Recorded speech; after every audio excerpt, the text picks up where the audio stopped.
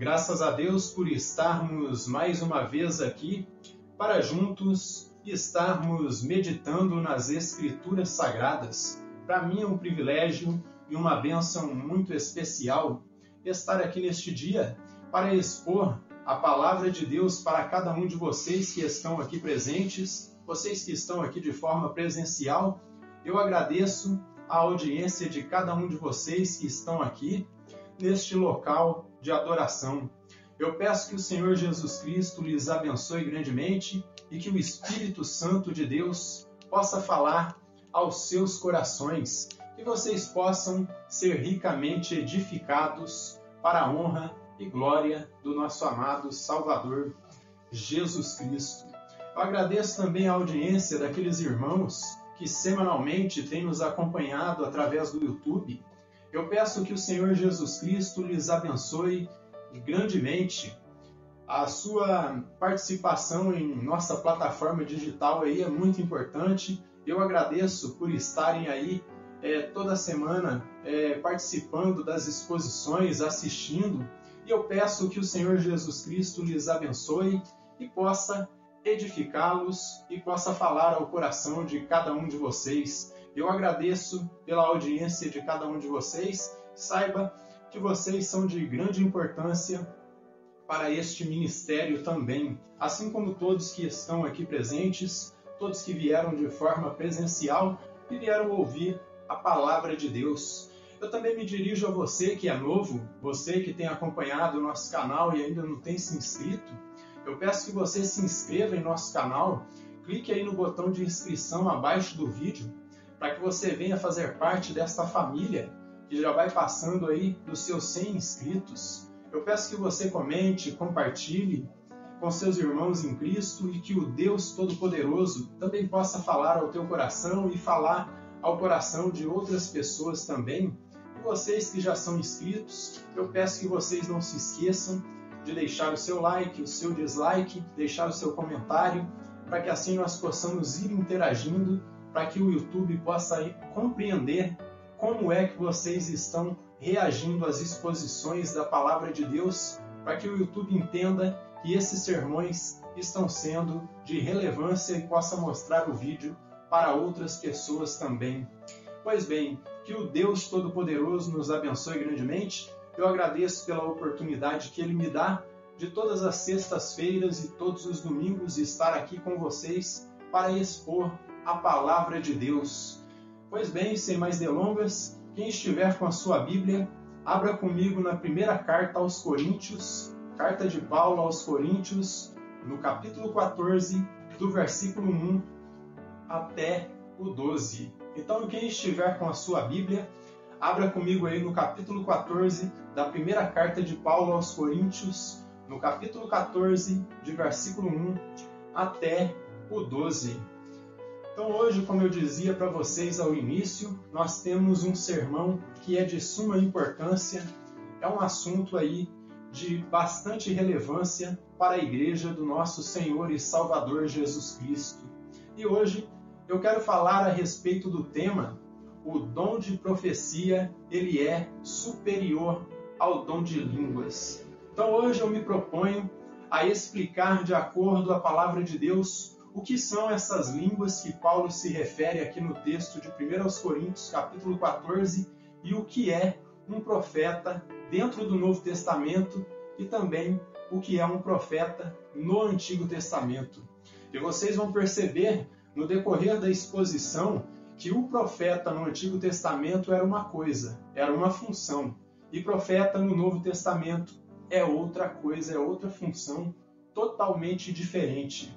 Então abra comigo aí no capítulo 14 da primeira carta do apóstolo Paulo aos Coríntios, no versículo 1 até o 12. E nos diz da seguinte maneira: segui o amor e procurai com zelo os dons espirituais, mas principalmente que profetizeis. Pois quem fala em outra língua não fala a homens, senão a Deus, visto que ninguém o entende, e em espírito ele fala mistérios. Mas o que profetiza, ele fala aos homens, edificando, exortando e consolando, O que fala em outra língua a si mesmo se edifica, mas o que profetiza edifica toda a igreja. Eu quisera que vós todos falasseis em outras línguas, muito mais, porém, que profetizeis, pois o que profetiza é superior ao que fala em outras línguas, salvo se as interpretar, para que a igreja receba a edificação. Um ponto eu quero ressaltar aqui com vocês. Vocês já podem perceber que na leitura natural do nosso texto aqui, Paulo está enfatizando que o dom de profecia ele é superior e que tudo deve ser feito com um objetivo, que é edificar a igreja. Se não edificar, deve ser deixado de lado. Então eu quisera que vós todos falasseis em outras línguas, muito mais, porém, que profetizeis, pois quem profetiza é superior ao que fala em outras línguas, salvo se as interpretar, para que a igreja receba a edificação. Agora, porém, irmãos, se eu for ter convosco falando em outras línguas, em que vos aproveitarei, se não falar por meio de revelação, ou por meio de ciência, ou de profecia, ou de doutrina?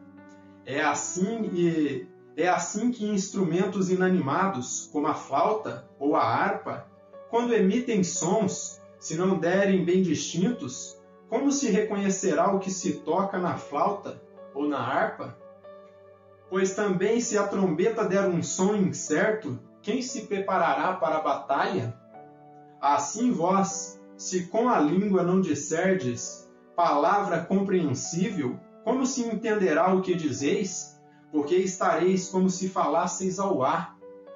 Há sem dúvida muitos idiomas no mundo, nenhum deles, contudo, sem sentido.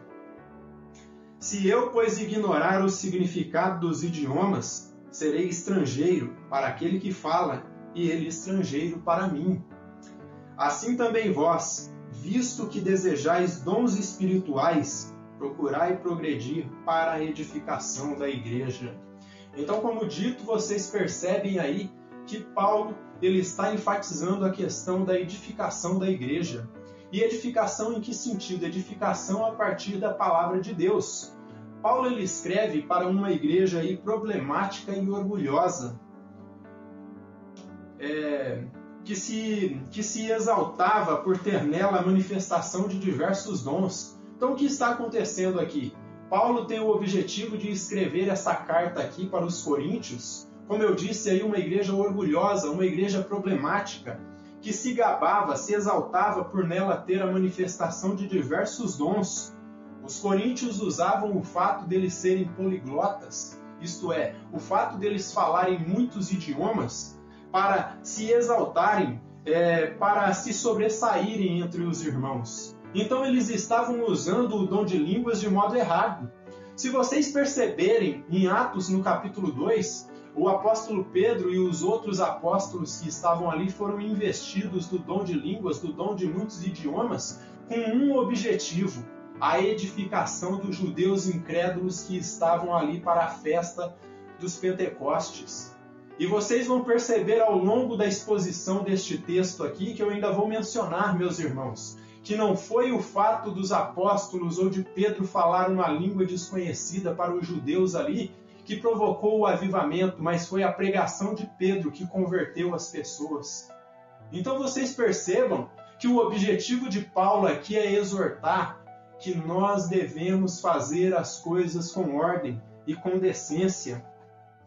O apóstolo estava advertindo eles que um dom usado para satisfazer o ego não é edificante, não edifica ninguém, porque eles estavam usando esse dom aí para se exaltarem, para mostrarem como eles eram polidos, porque eles falavam diversos idiomas que são naturais aqui da terra.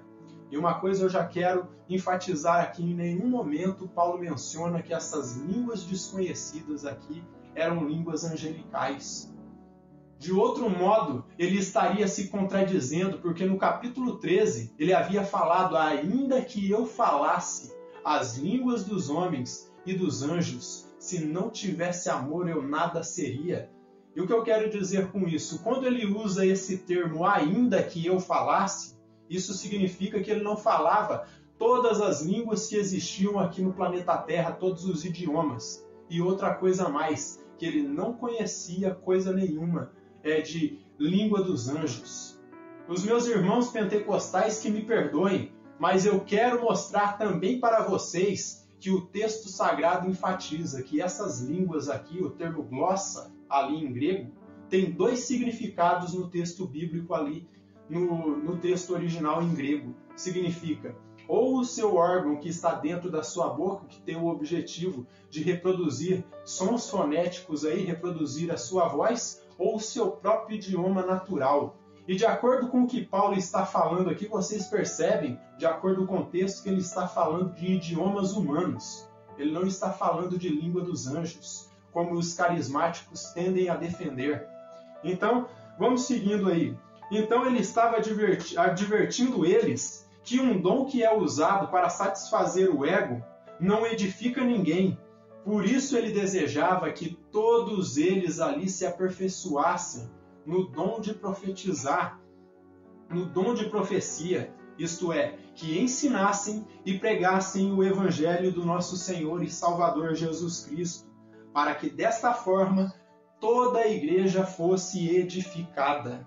Então o objetivo do dom das línguas ali em Atos 2 foi para a evangelização, porque se vocês lerem todo o contexto do capítulo 2 de Atos, vocês vão perceber que eles falaram línguas daqui da terra, línguas dos seres humanos que ali estavam. Gente da Capadócia, do Egito, da Arábia e de várias regiões que estavam ali para a festa da Páscoa. E desta forma, Deus deu o dom das línguas ali para que eles pregassem o Evangelho. Esse foi o objetivo. O Isber, ao comentar essa perícope, ele vai dizer algo bastante interessante e eu quero compartilhar com vocês. Ele diz assim, em Pentecostes, o fato dos apóstolos falarem em línguas foi um sinal para os judeus incrédulos que celebravam a festa. Então foi um sinal para chamar a atenção deles para que eles ouvissem a pregação de Pedro. O milagre despertou o interesse, mas não falou ao seu coração. Então o milagre propriamente dito de Pedro estar falando um idioma diferente ali, do idioma aramaico, que era o idioma natural deles ali, despertou a atenção, chamou a atenção, mas não edificou. Então ele está falando aqui que não falou ao coração deles.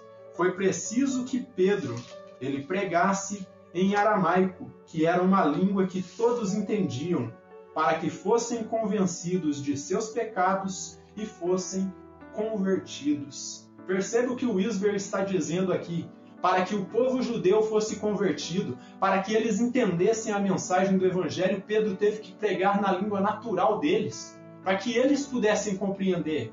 Houve todo aquele alvoroço ali do dom de línguas que desceu sobre eles ali como fogo, e eles começaram a falar diversos idiomas, de modo que todos que estavam ali compreendiam, chamou a atenção, e eles começaram a pregar o Evangelho.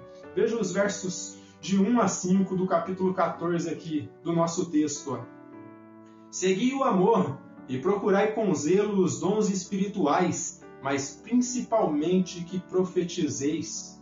Pois quem fala em outra língua não fala a homens, senão a Deus, visto que ninguém o entende, e em espírito ele fala mistérios. Mas o que profetiza ele fala aos homens, edificando, exortando e consolando. O que fala em outra língua a si mesmo se edifica, mas o que profetiza edifica toda a igreja.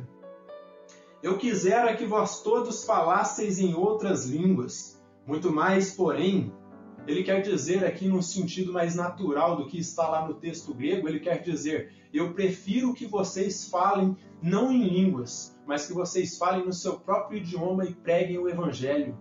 É isso que Paulo está dizendo, eu prefiro que vocês preguem. Eu prefiro que vocês espalhem o Evangelho, eu prefiro que vocês evangelizem do que vocês fiquem perdendo tempo com línguas humanas aí aprendendo idiomas. É isso que ele está falando. Eu quisera que vós todos falasseis em outras línguas. Muito mais, porém, prefiro que profetizeis, pois quem profetiza é superior ao que fala em outras línguas, salvo se as interpretar, para que a igreja receba a edificação. Eu quero dizer algo aqui para vocês também, com relação a isto que Paulo diz a respeito do intérprete aqui. E por que ele fala que quando alguém fala um idioma que é diferente daqueles que estão ouvindo, é necessário um intérprete, para que o povo possa ser edificado? Eu posso dar um exemplo. Uns 2 meses atrás, nós estivemos lá no evento da Old School, e ali estiveram muitos pregadores, muitos preletores que vieram dos Estados Unidos, e foi necessário que houvesse um intérprete para que o povo pudesse ser edificado com a pregação deles. Pode ser que tinha alguém ali que entendia o inglês, mas a grande massa que estava ali não entendia, como era o meu caso. Eu e minha esposa também não entendíamos o inglês, então era necessário que houvesse intérpretes ali, pessoas que compreendessem a língua inglesa e traduzissem a pregação ali. Vamos pegar como exemplo ali do irmão Paul Washer, para que a pregação dele fosse de edificação para nós que estávamos ali. Então, quando um idioma ele é traduzido, Paulo está dizendo aqui que se torna uma pregação. E desta forma já não é mais, dentro do contexto religioso, já não é mais dom de línguas, já é o dom de profecia. Porque alguém está expondo a palavra de Deus em um idioma que é desconhecido para aqueles que estão presentes, e desta forma vem um intérprete e traduz o que ele está fazendo ali. E desta forma a igreja recebe a edificação. Portanto, devemos entender, meus irmãos, que línguas, aqui em nosso texto, são idiomas humanos. E profecia é pregação. É isso que ele está expondo aqui para nós. Profecia é pregação. Profecia não é horóscopo. Profecia não é aí adivinhação do futuro. Profecia não é adivinhar o CPF da pessoa que está dentro da congregação. Isso é obra maldita. Isso não é de Deus, isso vem do diabo. Agora, quando alguém se levanta na autoridade do Espírito Santo, abre o texto sagrado e começa a expor o que está aqui escrito, isso é profecia. Isso é o que vai edificar o povo, isso é que vai alimentar as almas, isso é que vai dar graça ao povo. Não é adivinhação do futuro e muito menos novas revelações. Então, é a comunicação da palavra de Deus que, na minha opinião, e como nós vimos aí na opinião do apóstolo Paulo, é um dom superior ao dom de línguas. Quem fala em outro idioma, ele edifica a si mesmo.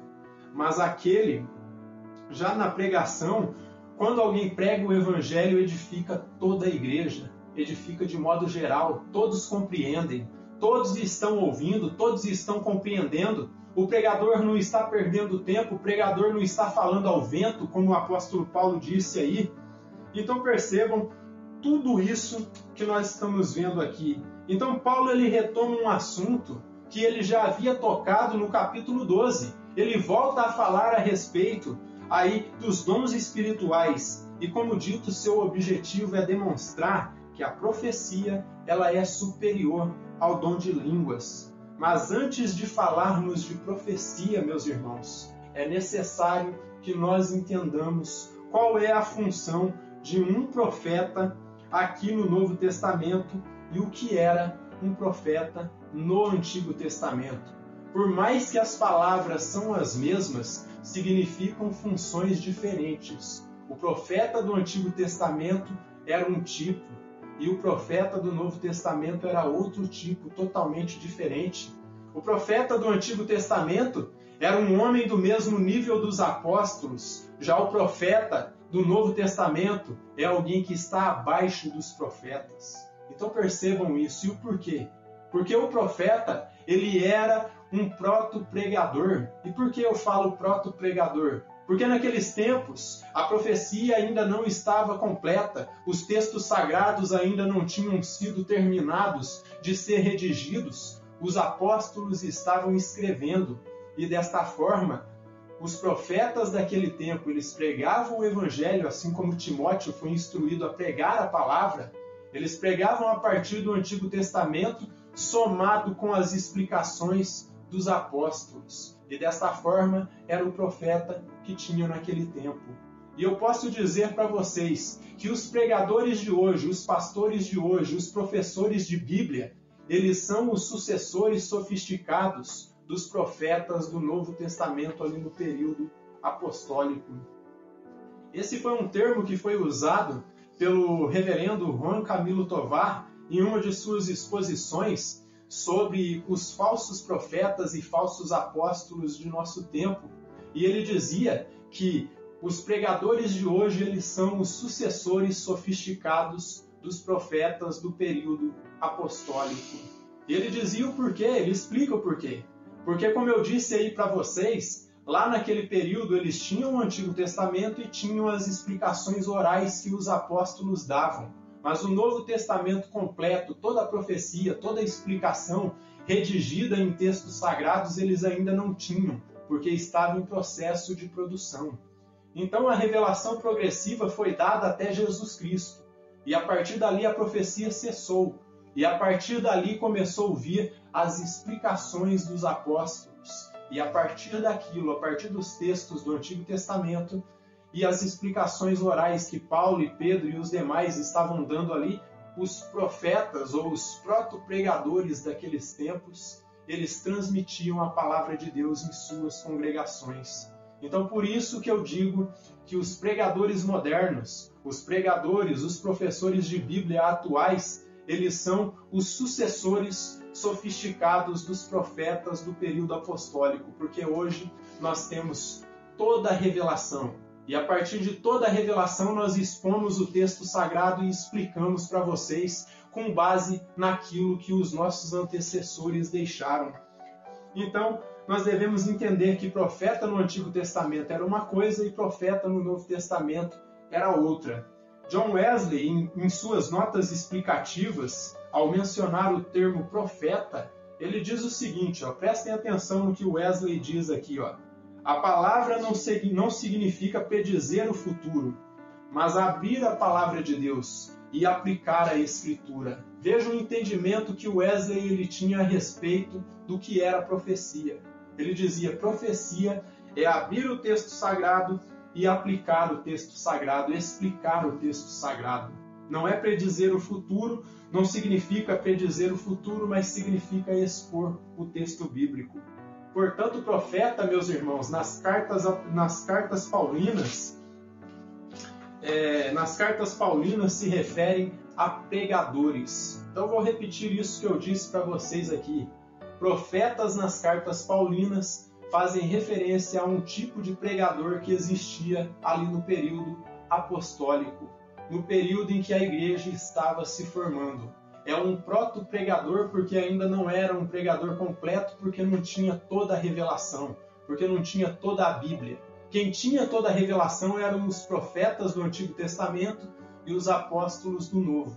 Mas os profetas no Novo Testamento, eles não tinham toda a revelação. Então, é um tipo de pregador que existia no período primitivo ali, que ensina, exorta e consola a igreja. Coisas que nós entendemos, meus irmãos, que só podem acontecer, como eu disse aí, exortação, consolação e ensino, só podem acontecer dentro de uma congregação se houver a Bíblia. Porque é daqui que vem a exortação, é daqui que vem o consolo, é daqui que vem o ensino. Se não houver Bíblia, não há como trazer ensino da palavra de Deus. Então, função que só pode ser exercida se o homem estiver baseado e fundamentado na palavra de Deus escrita do Criador. Função muito diferente, meus irmãos, do conceito de profeta no Antigo Testamento. O profeta no Antigo Testamento, ele recebia uma revelação direta do Espírito Santo. E a partir dessa revelação direta do Espírito Santo, ele exortava o povo de Israel, ensinava o povo de Israel e corrigia o povo de Israel.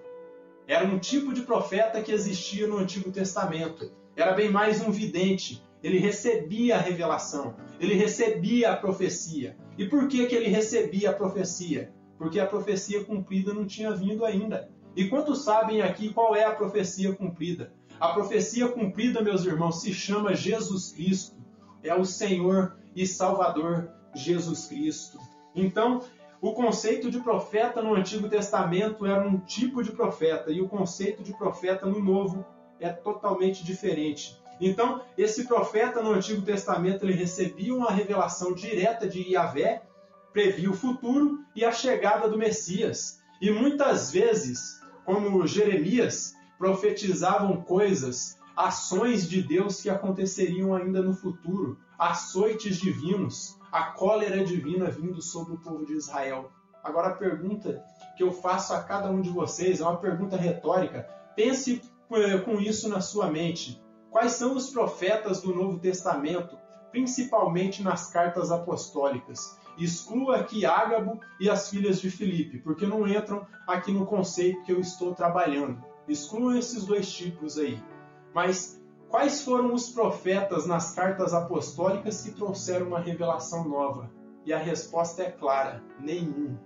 Nenhum deles trouxeram revelações novas. Os profetas ali das cartas apostólicas, eles trabalhavam com o texto sagrado do Antigo Testamento e a partir das explicações dos apóstolos. Isso era um profeta, como eu disse para vocês no Novo Testamento, um profeta, um tipo de pregador primitivo. O profeta no Antigo Testamento, como dito, ele recebia a revelação direta de Deus ali no Antigo Testamento, previa o futuro e a chegada do Messias. E por inspiração divina ele corrigia e exortava Israel. E como eu disse, também ensinava o povo de Israel. Tudo a partir da revelação que Yahvé dava para eles. Só que a revelação que o povo cristão já tinha no Novo Testamento já era suficiente para que esses proto-pregadores estivessem pregando. Por isso que Paulo exorta Timóteo: prega a palavra, insta a tempo e fora de tempo, corrija, exorte com toda a longanimidade e doutrina, porque ele sabia que viriam tempos que homens teriam coceira nos ouvidos e amontoariam para si doutores, apóstolos e profetas. Então, os profetas do Antigo Testamento era uma coisa e no Novo Testamento era outra. E outra função do profeta antigo, lá do Antigo Testamento era escrever o texto sagrado. E dessa forma, essa função ficou para trás. Os profetas, no mesmo sentido do Antigo Testamento, terminaram ali com João Batista. Daqui a pouco eu vou explicar sobre isso também. E ali começou a era apostólica. E a partir dali, já não tinham mais profetas naquele sentido do Antigo Testamento, e os apóstolos substituíram essa função e começaram a escrever os textos sagrados e trazer revelações diretas de Deus. Os homens que traziam revelações novas eram os apóstolos, não eram os profetas no Novo Testamento. E por isso que eu dizia para vocês que um profeta no Novo Testamento, ele está em um nível abaixo dos apóstolos.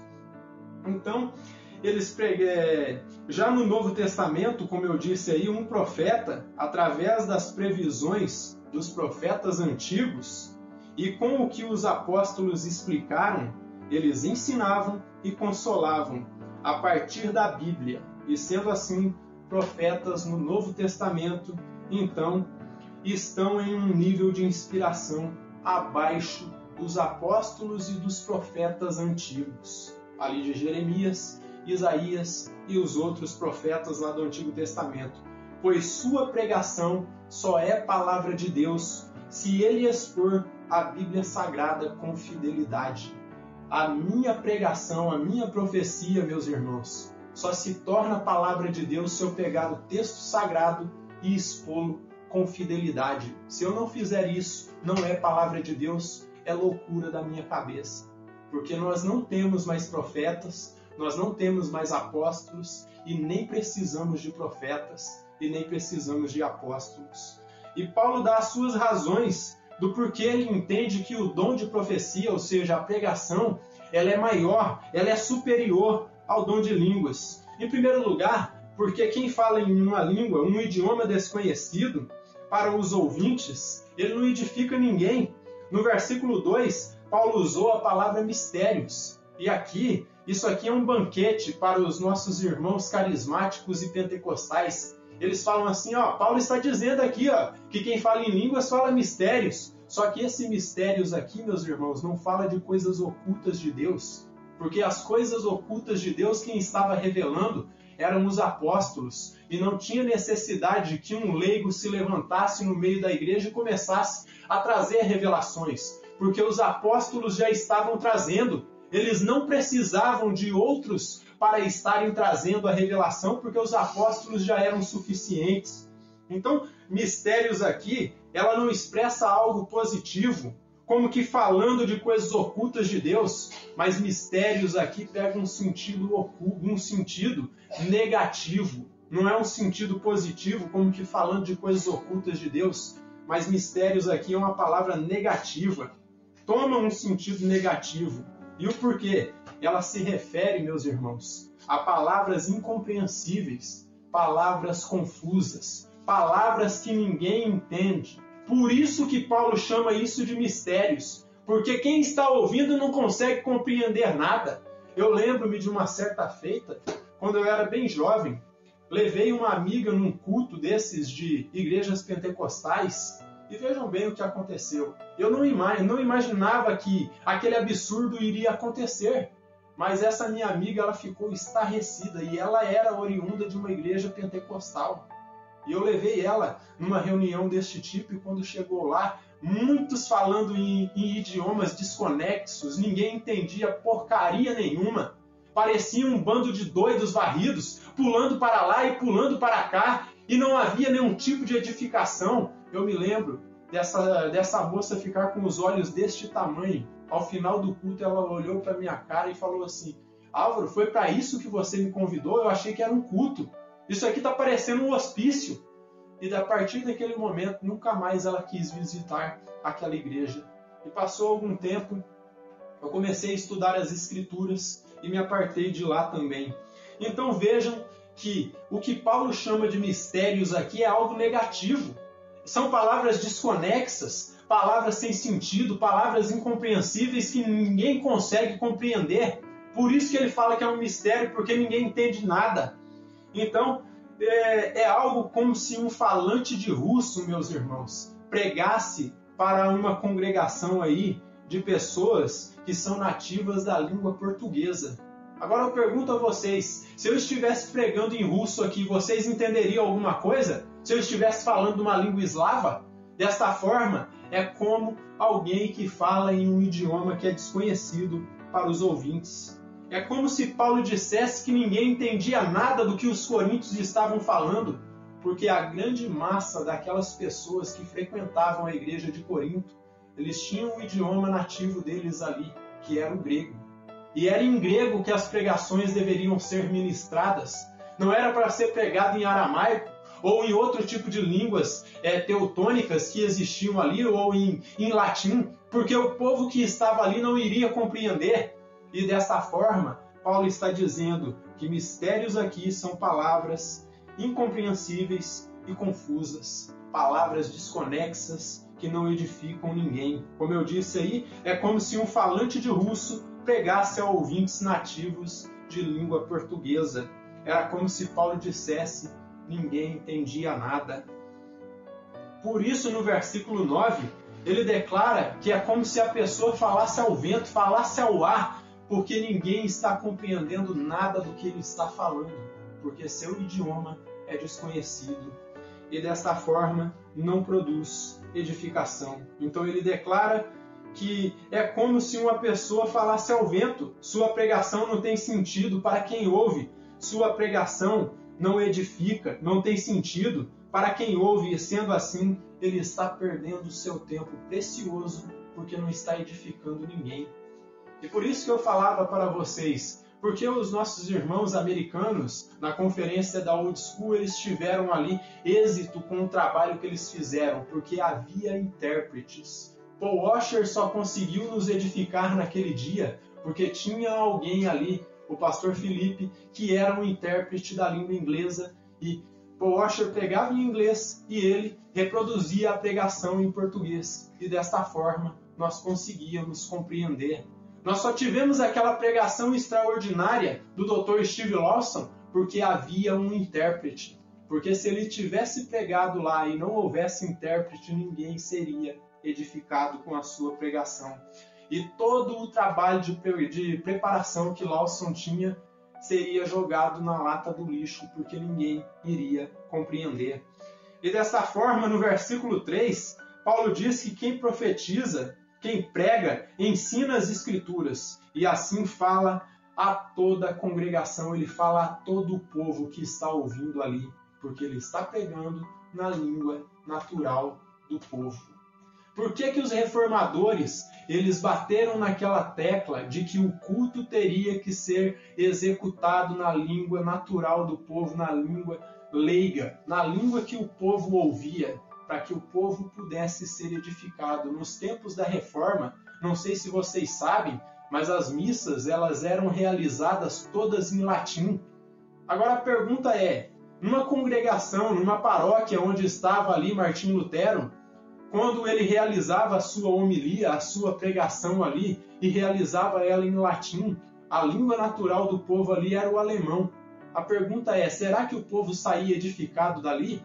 Ou será que para eles era algo totalmente desconhecido e algo desconexo, porque eles não conheciam a língua latina, a língua dos romanos, e dessa forma não produzia nada, não produzia edificação, não ensinava a ninguém. E depois disto, quando Lutero ele rompe com a Igreja Católica, ele começa a ministrar os seus cultos ali em alemão. Ele começa o seu árduo trabalho de tradução da Bíblia Sagrada para a língua alemã. Se eu não me engano, foi a primeira tradução na língua do povo ali daquela região.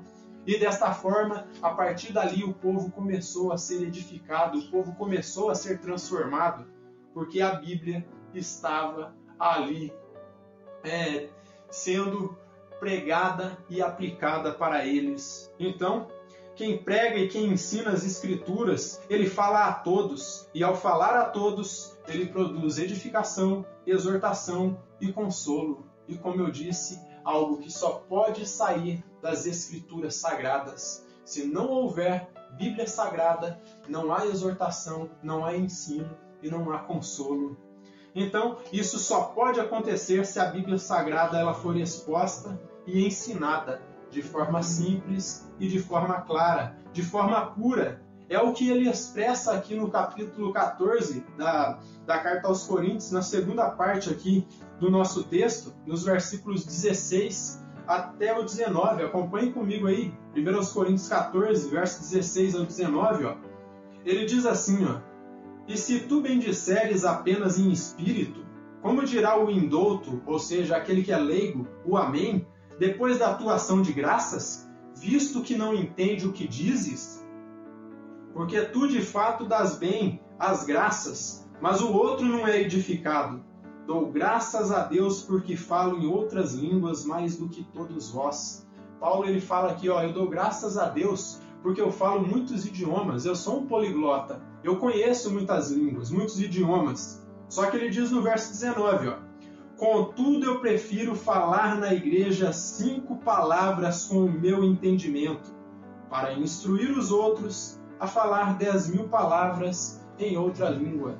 É como se Paulo dissesse o seguinte, eu conheço muitos idiomas, eu conheço o grego, talvez ele conhecesse até o latim, que era a língua do Império Romano, eu conheço aramaico, eu conheço hebraico, mas eu vou falar na língua que vocês entendem. Vocês são gregos e eu vou pregar em grego aqui, e vocês vão ser edificados porque eu vou falar talvez 5 palavras na língua grega, mas 5 palavras que sejam edificantes, que possam ensinar a vocês, do que eu falar 10.000 palavras aqui em outro idioma que vocês não entendem. E no versículo 22 até o 24 ele vai deixando mais claro, ó. Vejam bem o que ele diz aqui, ó. De sorte que as línguas constituem um sinal não para os crentes, mas para os incrédulos. Então percebam aqui, como eu dizia no início da exposição, que o dom de línguas que foi operado lá em Atos 2 constituiu um sinal para os judeus incrédulos. Chamou a atenção deles. Só que depois Pedro teve que pregar em aramaico para que eles pudessem ser edificados. Então perceba que o dom que estava em evidência ali era o dom da profecia, era o dom da pregação, não era o dom de línguas. O dom de línguas foi usado como pretexto ali para chamar a atenção do povo. E quando chamou a atenção do povo, Pedro foi e pregou o Evangelho. Pedro expôs a Escritura, expôs a profecia e mostrou que Jesus Cristo era o fim da profecia.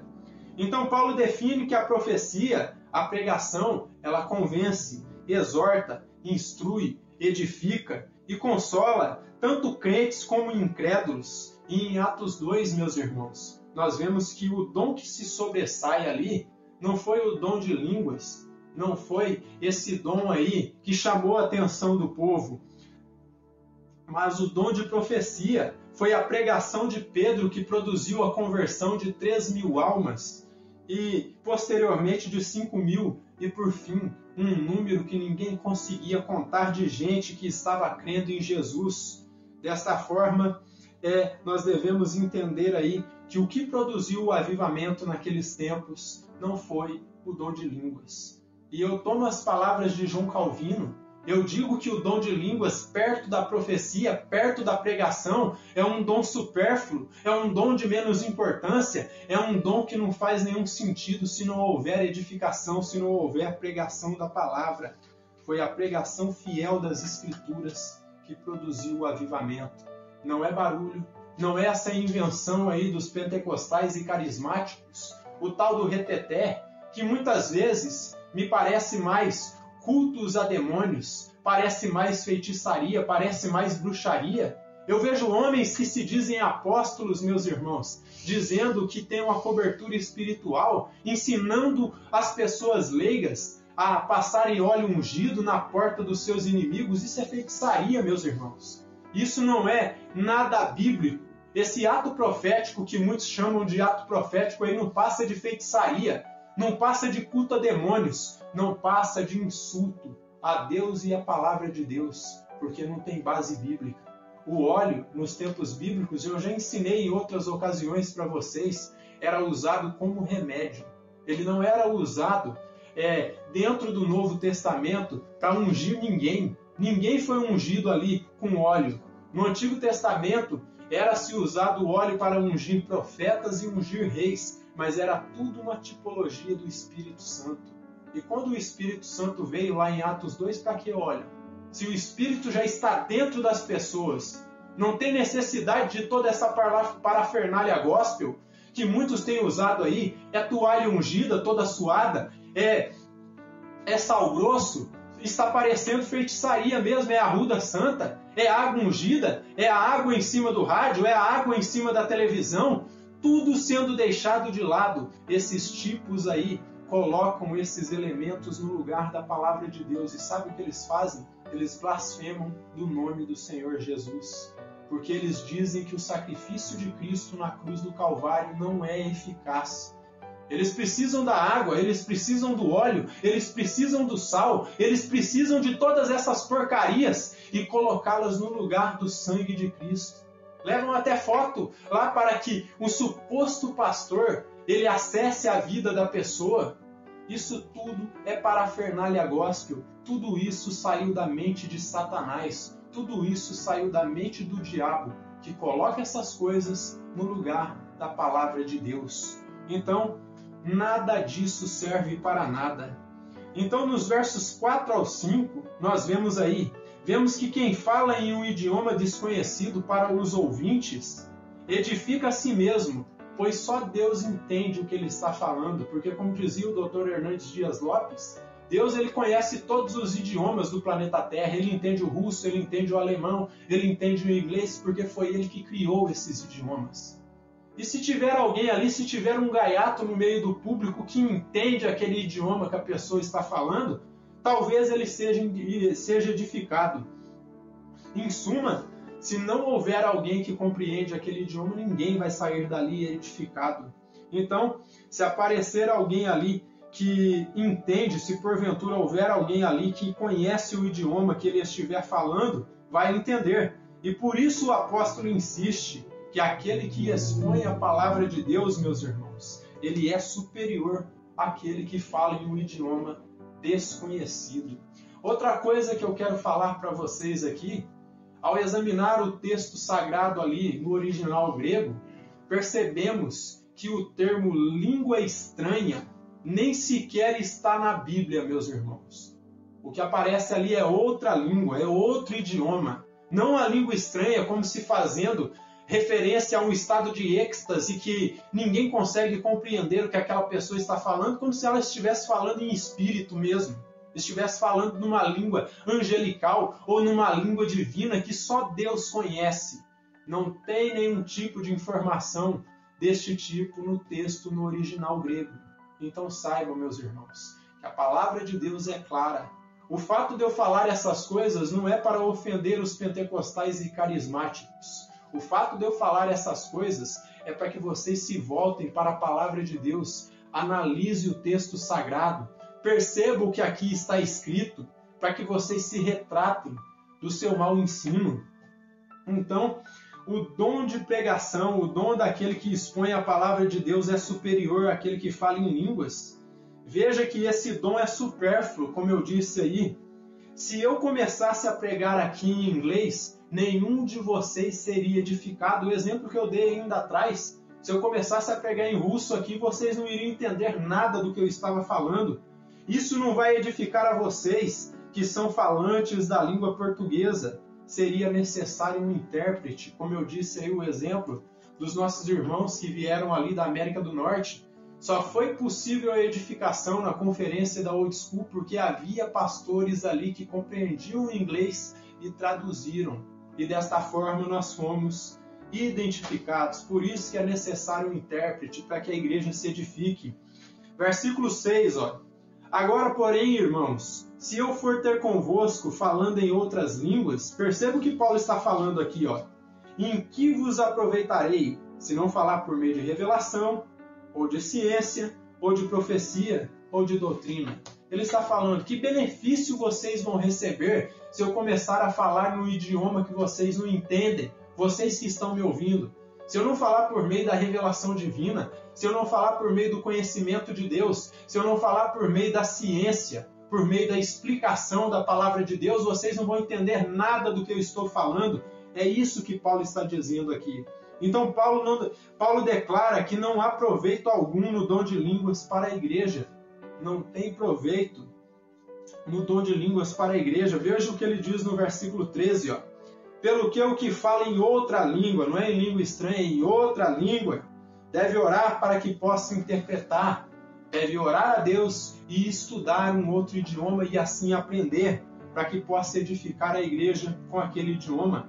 Ele diz que aqueles que falam em outros idiomas orem a Deus para que possa interpretar, pois um discurso na igreja só vai ter êxito, só vai fazer sentido, só vai produzir resultados quando se fala usando a revelação de Deus. E que revelação que eu estou falando? Não é um êxtase, não é a predição do futuro. A revelação que eu estou falando é a palavra de Deus, é a Bíblia Sagrada.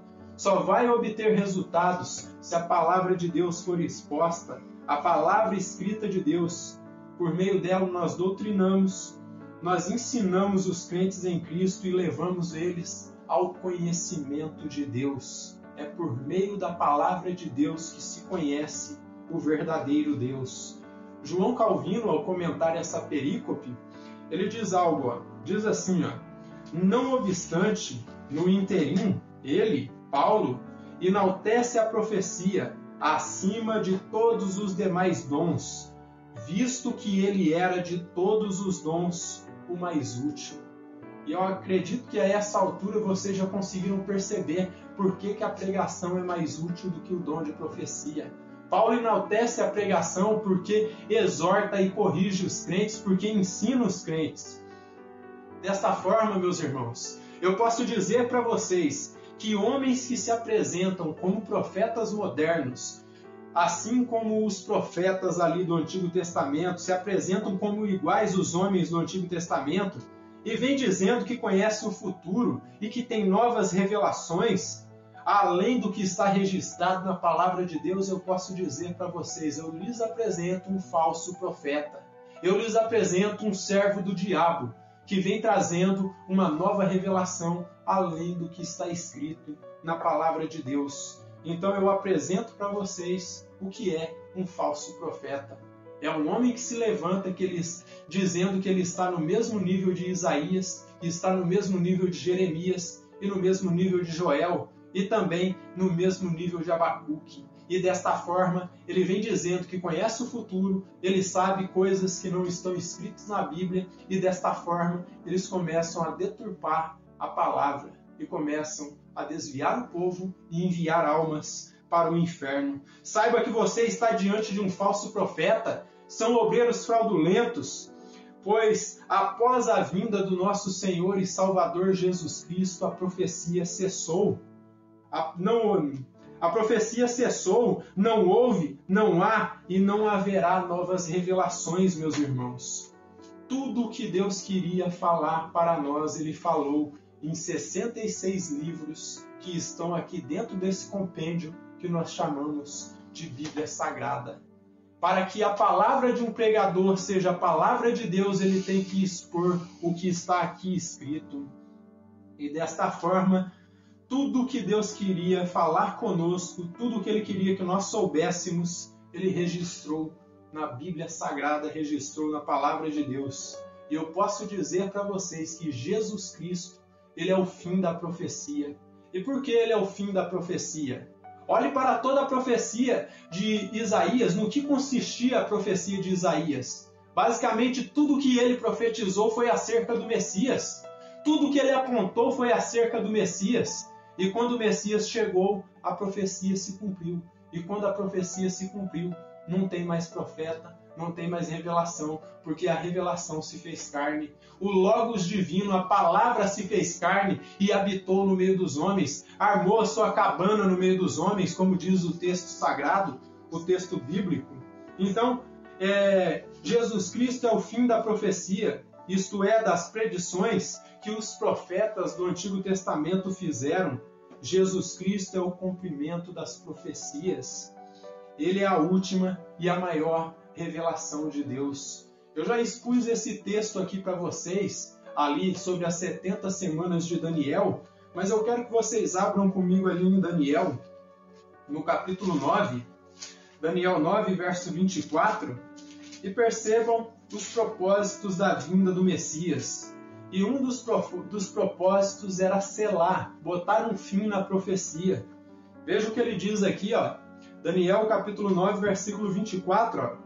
70 semanas estão determinadas sobre o teu povo e sobre a tua santa cidade, para fazer cessar a transgressão, para dar fim aos pecados, para expiar a iniquidade, para trazer a justiça eterna, para selar a visão e a profecia, e para ungir o Santo dos Santos. Então percebam, meus irmãos, que um dos objetivos da vinda de Jesus foi selar a visão e a profecia. E selar aqui significa cessar, foi terminar com a profecia. E como eu dizia para vocês, o último profeta que apareceu aqui neste planeta Terra, do mesmo nível dos profetas do Antigo Testamento, foi João Batista. Com João Batista terminou o período profético. Pois Jesus ele cumpriu todos os tipos e figuras do Antigo Testamento que os profetas falaram acerca do Messias. Então, ele cumpriu todos os tipos e figuras do Antigo Testamento. Tudo que os profetas falaram acerca do Messias se cumpriu em Jesus. Mais de 300 profecias, meus irmãos, se cumpriram no nosso Senhor e Salvador Jesus Cristo. Quer mais um texto que comprova que a profecia terminou quando Jesus apareceu no planeta Terra? Abra comigo na carta aos Hebreus, no capítulo 1, versículo 1 e 2, onde o autor da carta aos Hebreus ele fala que Jesus ele é a última e maior revelação de Deus. Veja o que diz aqui, ó, Hebreus capítulo 1, versículo 1, ó. Havendo Deus outrora, ou seja, no passado, falado muitas vezes e de muitas maneiras aos pais pelos profetas. Então o que o autor da carta aos Hebreus está dizendo? Que no passado Deus falou por meio de profetas, outrora falou. Só que agora chegamos em um período, meus irmãos, que todos nós podemos ser profetas, só que profetas no sentido de pregadores. Todos nós podemos proclamar o Evangelho do Senhor e Salvador Jesus Cristo. Não tem sumos sacerdotes aqui humanos, não tem profetas, não tem gente superior a nós que possa estar somente ele pregando a palavra, porque todos podem profetizar. Todos podem anunciar o Evangelho, todos podem pregar aos quatro cantos e anunciar. Existe ali ministério ordenado, que é o ministério do pastor. Na igreja quem prega é o pastor. E muitos podem se perguntar, e as irmãs podem pregar? As irmãs podem pregar, podem anunciar o evangelho aos 4 cantos da terra, podem evangelizar, podem falar de Jesus Cristo. A única coisa que não tem autoridade é de subir no púlpito e pregar a palavra de Deus como um pastor ou como um evangelista prega. Essa é a diferença, e isso não está diminuindo as mulheres. Isso está colocando cada coisa no seu devido lugar. Dentro da congregação existem ministérios ordenados, e desta forma, somente os presbíteros têm essa autorização de estar pregando. Então aqui, o autor da carta aos Hebreus, ele diz que Jesus terminou a profecia. No passado, Deus falou pelos profetas. Só que o que aconteceu nos últimos dias, versículo 2, nestes últimos dias nos falou pelo Filho, a quem constituiu herdeiro de todas as coisas, pelo qual também fez o universo. E a partir de onde que Jesus Cristo está falando? Jesus Cristo não está dando profecias da forma que aprendi em certas igrejas pentecostais, onde muitas irmãs e irmãos diziam que eram tomados pelo Espírito Santo e começavam a revelar a vida daqueles que estavam dentro da congregação. Profecia não é isso, meus irmãos. Profecia é pregação, é proclamação do Evangelho. Jesus Cristo, ele colocou um ponto final no ministério profético do Antigo Testamento. O último profeta do mesmo nível daqueles do Antigo Testamento, como eu disse, foi João Batista. Foi o último a profetizar antes da profecia se cumprir. Abra comigo aí em Lucas 16, 17 e veja o que o evangelista Lucas ele menciona aqui. Lucas 16, versículo 17. Prestem bem atenção aqui. Lucas 16, 16, até o 17. A lei e os profetas vigoraram até João Batista. Desde esse tempo vem sendo anunciado o evangelho do reino de Deus, e todo homem se esforça por entrar. É mais fácil passar o céu e a terra do que cair um tio sequer da lei. Então percebam que a lei e os profetas vigoraram até João Batista. O último profeta do mesmo nível ali de Isaías, de Elias e dos outros profetas foi João Batista. A partir dali o Messias veio, cumpriu a profecia e cessou a visão, cessou a profecia, terminou o ministério profético. É o que a Bíblia está falando, meus irmãos. E nós temos que ter o espírito de humildade e nos submetermos à palavra de Deus. Portanto, eu insisto, meus irmãos, a igreja não precisa de novos profetas, a igreja não precisa de profetas modernos ou de apóstolos modernos, mas de pastores, homens que se afadigam no serviço ministerial e preguem e ensinem a palavra de Deus com fidelidade. A igreja não necessita mais de profetas, porque a profecia se cumpriu, a revelação progressiva terminou. E volto a citar o reverendo Hernandes Dias Lopes, a revelação, meus irmãos, só foi progressiva até Jesus. Ela veio progredindo e quando Jesus chegou, o progresso terminou, porque o cânon sagrado foi completado. A revelação estava completa, o sentido de tudo estava dentro do texto sagrado. No Antigo Testamento nós vemos a preparação do Messias. No Novo Testamento nós vemos a manifestação do Messias. Em Atos dos Apóstolos, a proclamação do Messias, da mensagem do Messias. E depois nas cartas apostólicas nós vemos a explicação da mensagem do Messias. E no livro do Apocalipse, a consumação da mensagem do Messias. Por isso que eu insisto para vocês, a igreja não precisa de profetas modernos, não precisa de apóstolos, porque todos esses que estão aí, que se julgam profetas, que se julgam apóstolos, são todos falsos. Nenhum deles é verdadeiro, porque negam a palavra de Deus. Acompanhe comigo o versículo 7 até o 12, e diz assim, é assim que instrumentos inanimados, como a flauta ou a harpa, quando emitem sons, se não os derem bem distintos, como se reconhecerá o que se toca na flauta ou na harpa? Pois também se a trombeta der som incerto, quem se preparará para a batalha? Assim vós, se com a língua não disserdes palavra compreensível, como se entenderá o que dizeis? Porque estareis como se falasseis ao ar. Há sem dúvida muitos tipos de idiomas no mundo, nenhum deles, contudo, sem sentido. Se eu, pois, ignorar o significado dos idiomas, serei estrangeiro para aquele que fala, e ele estrangeiro para mim. Assim também vós, visto que desejais dons espirituais, desejai progredir para a edificação da igreja. Então, tudo tem que ser para o proveito da noiva de Cristo. Se não houver edificação, deve ser deixado de lado. Não basta fazer barulho, não basta ter ruído, tem que ter conteúdo, tem que ter ensino da palavra de Deus. Admiro pregadores pentecostais que abrem o texto sagrado e explicam e expõem o texto, mas desprezo aqueles que leem o texto, vai embora do texto e nunca mais volta para o texto, e a pergunta que fica, como o nosso irmão Hernandes sempre brinca e diz o seguinte: por que ele leu aquele texto se ele não ia explicá-lo? E muitos chegam a dizer, meus irmãos, eu já tenho a mensagem, só falta eu arrumar o texto para pregar essa mensagem.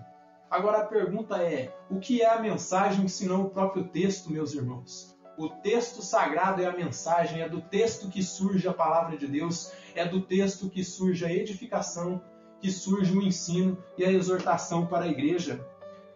Paulo vai explicar que a exposição da palavra de Deus para edificar tem que ser clara e na língua natural dos ouvintes, para que seja entendido, assim como os instrumentos musicais, meus irmãos. Se os instrumentos musicais eles não forem tocados de acordo com as leis de ritmo, harmonia e melodia, ninguém vai compreender nada do que está sendo tocado. Se torna irreconhecível. Nós conhecemos muito bem, meus irmãos, o som de um piano.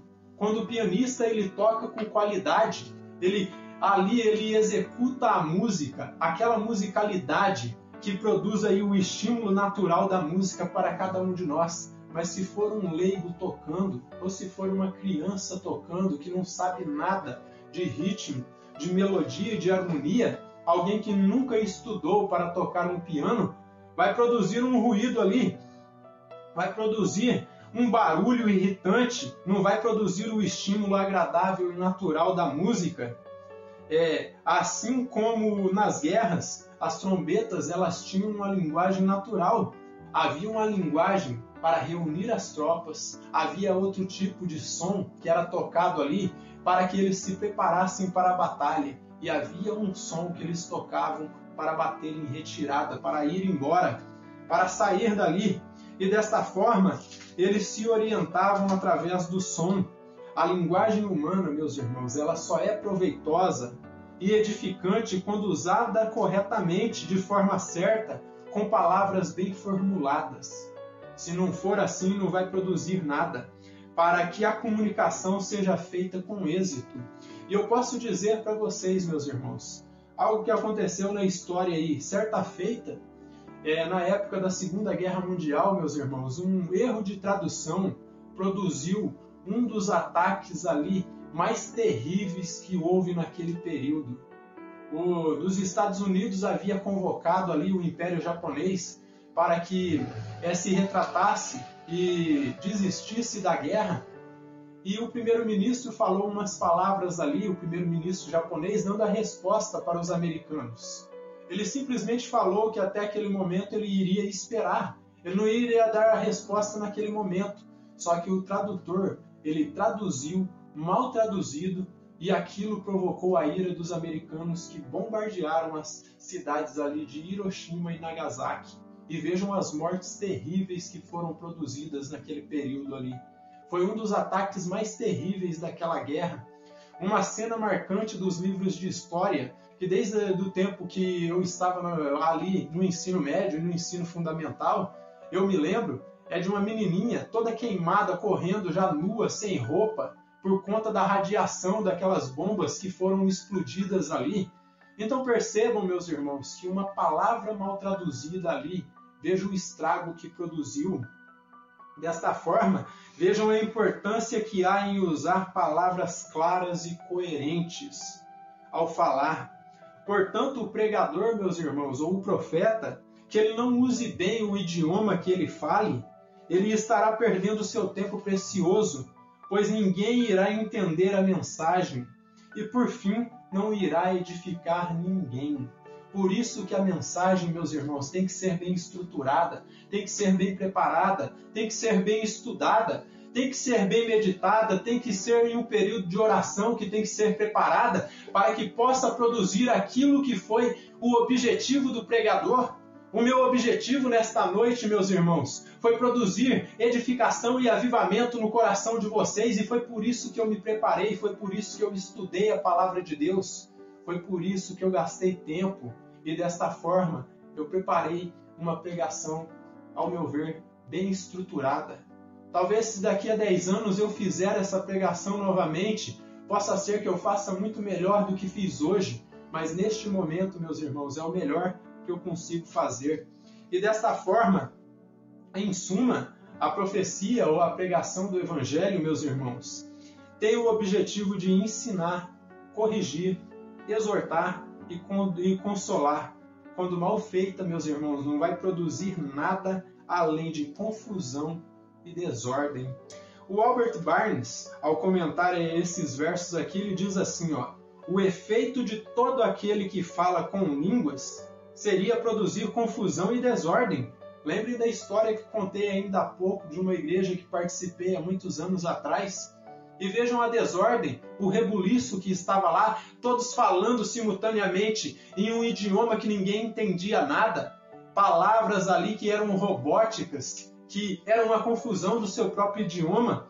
E desta forma, uma desordem. Então, desta forma, aquele que fala em línguas, o efeito daquele que fala em línguas seria produzir confusão e desordem, e desgosto entre os seus observadores em convicção de que estão transtornados. Mas o efeito da ordem e de falar inteligivelmente, de falar de forma que todos entendem, seria convencê-los e convertê-los. Lembra-se do exemplo que eu dei do apóstolo Pedro.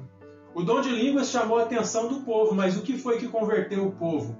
Foi o fato de Pedro falar em muitos idiomas ou foi o fato de ele pregar o Evangelho? Foi isso que produziu a edificação. Lugar onde tem muitas línguas, onde tem esse barulho que muitos chamam aí de línguas estranhas, o que produz é apenas desgosto daqueles que olham, porque percebem que eles estão ali desordenados, que eles estão desorientados.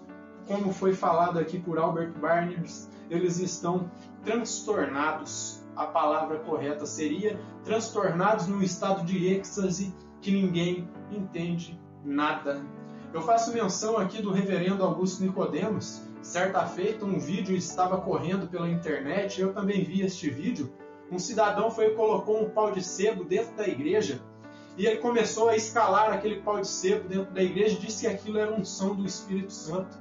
Eu digo para vocês, maldita unção que ele chama do Espírito Santo, porque aquilo não passa de loucura e besteira de um coração de alguém que não conhece a palavra de Deus. E eu me lembro que o reverendo Augusto Nicodemos ele ficou estarrecido com aquilo. A expressão dele passava para nós que de algo no sentido que dava vontade de bater numa pessoa dessa, de pegar o chicote, como o Senhor Jesus Cristo fez com os mercadores ali dentro do templo, e dar uma surra para ver se aprende, para ver se orienta. Mas hoje nós não precisamos fazer isso. A única coisa que precisamos fazer é ensinar a palavra. Se a pessoa não se submeter à palavra, nada mais vai fazê-la mudar. Portanto, quem prega com seriedade, ele cumpre o objetivo que é edificar a igreja, pois Deus ele é um Deus de paz, ele não é um Deus de confusão, como Paulo fala aqui no 1 Coríntios 14, versículo 33. Reflitam, se não edifica, meus irmãos, está em desordem. E se está em desordem, muito menos estará em decência, que é o modo que Paulo termina esse capítulo 14. Ele fala que tudo que for apresentado para o Senhor e Salvador Jesus Cristo tem que ser feito com ordem e com decência. Porque se não for feito com ordem, está bagunçado, está fora da palavra de Deus. E se não for feito decentemente, é loucura. Analise, meus irmãos, como eu dizia para vocês, a desgraça que está ali aplacando as seitas e as heresias e as igrejas neopentecostais, onde há homens que afirmam que apenas a Bíblia não é suficiente e por meio de seus falsos profetas e pseudo-apóstolos, eles desviam o povo. A igreja não necessita, meus irmãos, mais de profetas e apóstolos, pois eles fizeram parte da fundação da igreja. É Efésios capítulo 2, versículo 20. Fundamentados no fundamento dos apóstolos e profetas, que Jesus Cristo é a principal pedra da esquina. E lá em 1 Coríntios capítulo 3, versículo 11, Paulo fala que ninguém pode pôr outro fundamento além do que está posto, o qual é Jesus Cristo. A igreja foi fundamentada neste fundamento que é Jesus, por meio dos apóstolos e por meio dos profetas antigos. Já não necessitamos de novos profetas e novos apóstolos, meus irmãos. O que necessitamos é de presbíteros, isto é, pregadores natos da palavra de Deus, conhecedores habilidosos da palavra de Deus, das Escrituras, pois só assim a igreja irá crescer e irá se desenvolver espiritualmente e compreender as Escrituras e de fato ser edificada. Não há outra forma, meus irmãos. Não precisamos de profetas, não precisamos de apóstolos, precisamos de presbíteros, pregadores habilidosos, que conhecem o seu Deus, que conhecem a palavra de Deus e que ensinam o texto sagrado com habilidade e com temor. Profecia verdadeira, meus irmãos, como eu dizia, não é horóscopo, não é previsão do futuro e muito menos novas revelações. Uma verdadeira profecia se resume na proclamação do Evangelho do nosso Senhor e Salvador Jesus Cristo a todos os homens. E desta forma, meus irmãos, eu posso concluir com as palavras de Matthew Henry, que ele diz assim, profetizar, isto é, expor as Escrituras, comparado ao falar em línguas, o ato de falar em línguas, atrai a atenção mais do que a interpretação das Escrituras, gratifica o orgulho, porém contribui menos para a proposta do amor cristão, não fará bem por igual às almas dos homens. E sendo assim, meus irmãos, nós só cumpriremos o mandamento do Senhor e Salvador Jesus Cristo de amar o próximo quando nós comunicarmos a sua palavra com clareza, de forma que todos entendam, de forma que todos tenham acesso. Então, o meu desejo, meus irmãos, nesta noite é que vocês entendam que as profecias terminaram, o período apostólico terminou, os únicos que nós temos hoje são os presbíteros. E é esses homens que estão investidos de autoridade para ensinar a palavra de Deus. Não precisamos de novos apóstolos e novos profetas. Necessitamos de homens que sejam preparados e que comuniquem bem a palavra de Deus e que, de fato, profetizem. Amém? Que o Deus Todo-Poderoso nos abençoe grandemente.